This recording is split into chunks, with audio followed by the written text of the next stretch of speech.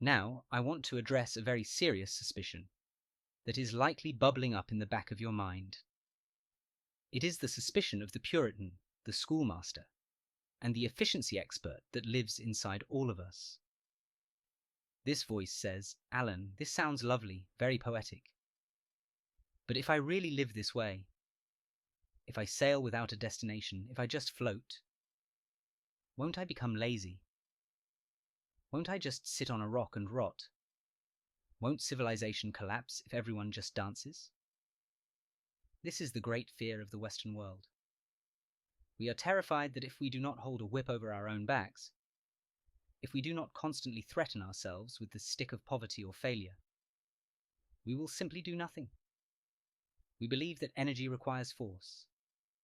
We believe that order requires a policeman. But look at the world. Look at the energy of a child playing. A child will run around a park for hours, screaming, jumping, building castles, knocking them down, expending an enormous amount of energy. Is the child working? No. Does the child have a destination? No. They are not running to get to the other side of the playground. They are running to run. And yet they are not lazy. They are full of life. The universe is not lazy. The sun is not lazy in burning. The wind is not lazy in blowing. But they are not working in the sense of drudgery, because they are not trying to get it over with. They are playing. And this is the deep secret I want you to really grasp. Existence is musical. It is a form of play. When you look at the galaxies, the spinning stars, the dance of atoms, it is all a kind of cosmic fireworks display. It is doing it because it delights in doing it. The universe is a system that has no aim, just as a melody has no aim. The aim of the melody is to be heard, to be felt, to be danced to. If you can integrate this into your life, if you can realize that your job, your relationships, your struggles are not a grim duty to be fulfilled so you can get a reward later, but are the dance itself, then the burden of living drops away. The heaviness of the ego drops away. You see, the ego is nothing more than a chronic muscular tension. It is the sensation of trying to pull yourself up by your own bootstraps. It is the physical feeling of psychological straining. When you stop straining, when you stop trying to get somewhere else, the ego dissolves. And what is left? What is left is the sailor. But the sailor is no longer a little isolated man fighting the ocean. The sailor is the ocean. This is the ultimate realization of sailing without a destination. You discover that the ship, the wind, the water, and the sailor are all one process. You are not a stranger here. You are not a fluke of chemistry that happened to wake up in a hostile void. You are the works. You are the Big Bang still banging. You are the aperture through which the universe is looking at itself.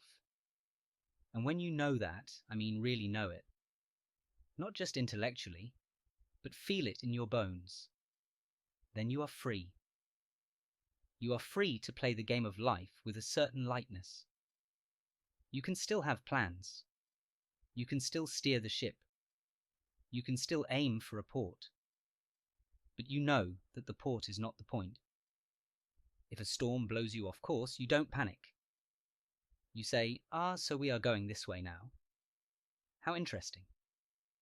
You become unoffendable. You become fluid.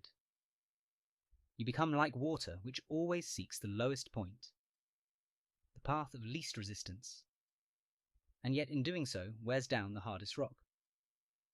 So, my friends, the invitation is this. Throw away the map. The map was never real anyway. It was just a drawing. The territory is here under your feet in the salt spray on your face. Don't worry about where you are going.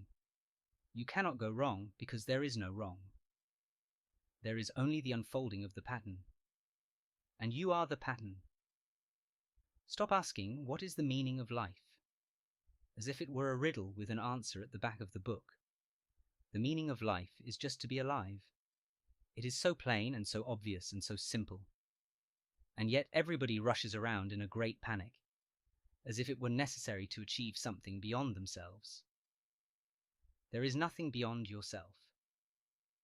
Because you are everything, so let the breath go.